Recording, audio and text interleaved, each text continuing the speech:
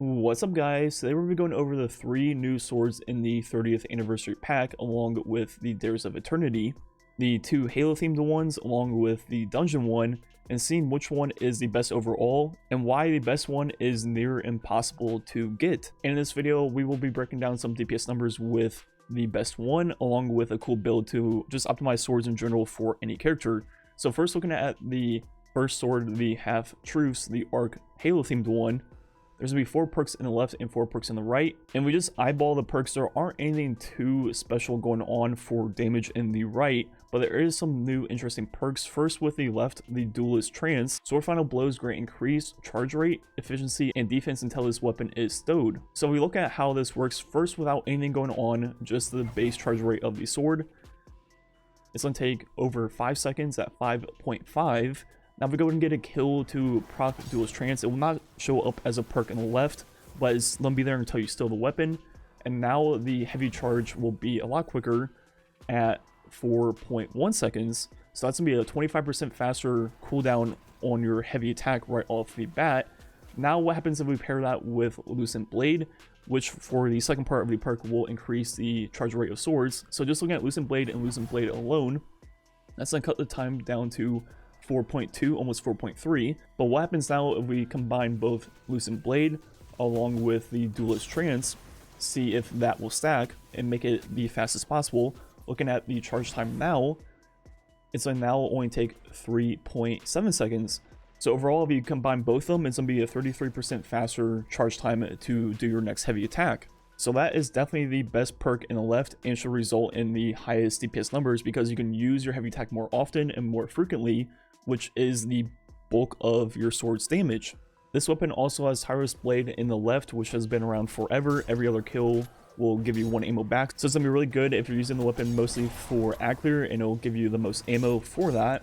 Then it also has Relentless Strikes, which will give you 1 ammo back every 3 hits, which is going to be a good perk for ammo count for those longer boss fights. But I think Duelist Trance is by far the best on the left. Now on the right, we have the Eager Edge. I've already made a video showing all this perk and why it allows you to skate the fastest way possible in the game right now. And this works on all 3 characters, so that is obviously a great perk for speed. But if we look at the other perks on the weapon, there is no traditionally good damage perk. The best one I would say is going to be Harmony, which is when you get a kill with a different weapon, you'll get a 20% buff for 7 seconds. But once again, that's not going to work for, long boss fights.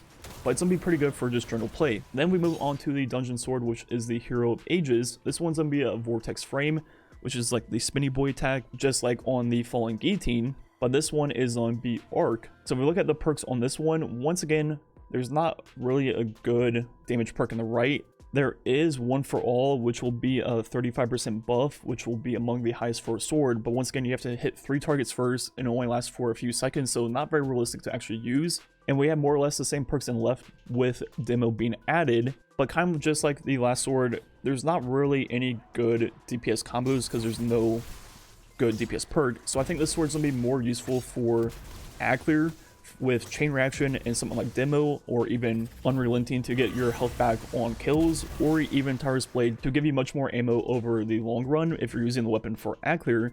So I think this weapon, while it's going to be really good for DPS just because it's a Vortex Frame, just the fact that there's no great damage perk, I think there's better options in the game.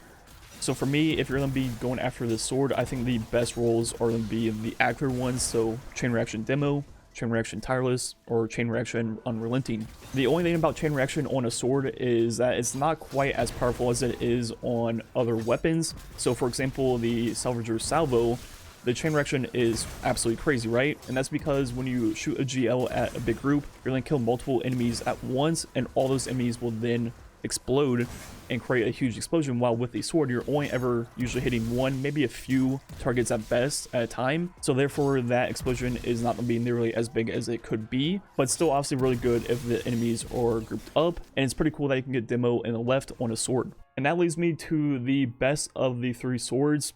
I wish I could inspect it in game and show you what it looks like, but it's not in my collections. I don't have it. And that sword is the Other Half, which is going to be a Void Adaptive Frame. And I've done the Dares of Eternity 80 plus times, and I've used all of my treasure keys on the chest by Zur to get weapons. And I've also used all my strange coins to buy more keys. So I've easily opened the chest over 100 times, and I've never gotten the sword at all. Well, my friends have been playing with me just as much has only gotten it once. Then my other friend that has played the same amount as us has gotten it almost as often as everything else from the chest. And what the senior design lead at Bungie said on Twitter, they said it's intentionally more rare than the other weapons. But I think there's something else going on top of that. I think some people are getting it nearly as often as expected, while some people are pretty much never getting it, for example me. And if you guys comment below if you have it or not, I think we'll find that 50% split where there's some players that just kind of get it and some players that just simply don't. So I'm not sure what is going on there, if it's bugged or, you know, it's just incredibly rare to get. But for me and a lot of players, it is near impossible to get this weapon right now, which is unfortunate because if you look at the perks on the weapon, right off the bat, it has Duelist Trance in the left. Then unlike the other two swords, it has Eager Edge in the left, which means you can pair it with a damage perk, so you can sword skate around and still have a damage perk for boss fights. Then in the right, it has some of the best damage perks possible on a sword. It has the old best perk Whirlwind Blade. It has Warple, which did get nerfed down to 10% for power weapons. Then it has Frenzy. Then finally, Surrounded. And all four of those perks are practically the best 4 damage perks possible on a sword. So if we look at Whirlwind Blade, it did get nerfed to require 10 stacks to get the full buff. And at the full buff, it'll be a 30% increase. So over your first 10 strikes, the average damage buff will be 15%. It's not until your 11th that you start getting above 15%. So therefore, I think something like Frenzy, which will be always 15% from the beginning, will be better for shorter boss fights, while Whirlwind Blade will be better for longer boss fights. And we also have Surrounded on the sword, which will be the highest damage increase as long as there's 2 enemies nearby, and that will be a 35% increase. And if you can get Surrounded, it will be the best because you'll have it for every single swing. It will not require 10 hits like Whirlwind. So if we look at some DPS numbers with Duelist Trance along with Lucent Blade for the increased recharge rate, a combo could look like a heavy tag into 6 swings into another heavy tag, taking roughly 4.3 seconds. So we do all the math because I don't have the weapon myself. The DPS of Frenzy would be roughly 45,000, while the DPS of Surrounded would be 52.7. And those numbers are not great, but honestly not terrible. The rockets and Blenders and Fusions are just on a different level this season, but we can throw on a build to make it a little bit better, starting off with Lucent Blade. Then, since the sword is void, we can use a void subclass, whichever character you're on. This will work for all 3 characters. Then we have Elemental Ordnance to create Elemental Wells. Then we have Elemental Charge to get stacks of Chargeable Light for the Lucent Blade. Also, when we pick up the Elemental Wells, we'll get Phantom Might, which will stack with Lucent Blade, so 35% and a 25% buff. And finally, the last mod slot, you can use something like Bountiful Wells, or depending on what subclass you're using, another way to get Wells to drop. And now with all that going on, the DPS will go to almost 76 or 89. Then if you add in a debuff, it'll be 100k or 115k. So those numbers are obviously looking a lot better now and very competitive with some of the other top options. And overall, that build is really good just to plug in for swords on any character, any subclass. Doesn't matter what sword you're using. Just match up the element of your subclass with the element of the sword. Then preferably make your energy weapon match also. But overall, the other half is by far the best sword in the game right now. It has the best perks. It has the new perk of Duelist Trance, which should result in the highest DPS in the game because you can use your heavy attack the most often. Then the right, it has some of the best damage perks for swords.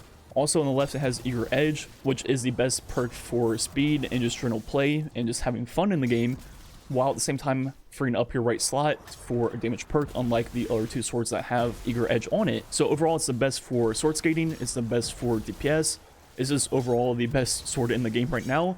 And unfortunately for me and a lot of other people playing the game right now, it just seems nearly impossible to actually get, and I'm not sure what's going on with that. Hopefully it gets addressed at some point, because I truly think some people just simply cannot get the weapon and some people can. If someone wants to run the odds on opening chest 100 times and not getting the weapon once, feel free to comment below what that would be.